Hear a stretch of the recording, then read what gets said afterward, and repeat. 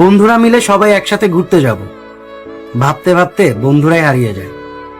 কখনো টাকা থাকে না, কখনো সময় থাকে না, কখনো আবার পরিবার মানে না, কারণ অনেকের পরিবার দূরে ঘুরতে যাওয়াটা পছন্দ করে না।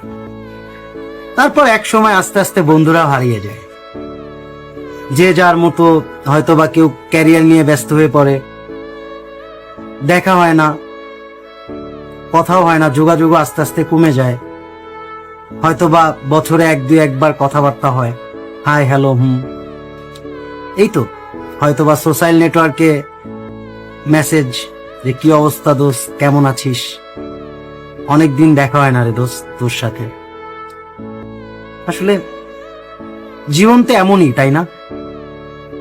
আপনি যখন এই ধরনের কোনো কিছু এক্সপ্লেইন করতে যাবেন নিজের মধ্যে, নিজের মতো করে, আসলে অনেক কষ্ট লাগে যে ঠিকই তো, একটা সময় হয়তো বা এই যে বন্ধু, এই যে কাছের মানুষ, কত মানুষ আমাদের চারপাশে, বন্ধু বান্ধব, কত আড্ডা, কত মেমোরিজ, কত স্মৃতি, কিচ্ছু থাকবে না, কিচ্ছু না। হয়তোবা আপনি আপনার ক্যারিয়ারটা হয়তো অনেক সুন্দর করে ফেলতে পারবেন, বা আপনি অনেক টাকা পয়সা আর্ন করতে পারবেন, সবাই। কিন্তু দেখেন একটা জিনিস, আপনি জাস্ট একটু ফিল করেন যে এই যে টাকার জন্য ঘুরতে না যাওয়া, আর কি ঘুরতে পারতেছিলাম না, বা ঘুরতে যাইতে পারি না, হয়তোবা বন্ধুরা শেয়ার করে মিলাজিলা যেভাবে যে যেমনে পারি ট্যুর দেই, ভাল লাগে। বাট ওই যে সময়, ইন ফিউচার, এই সময় তো আর পাবেন না, এই সময়টা আর কখনোই পাবেন না।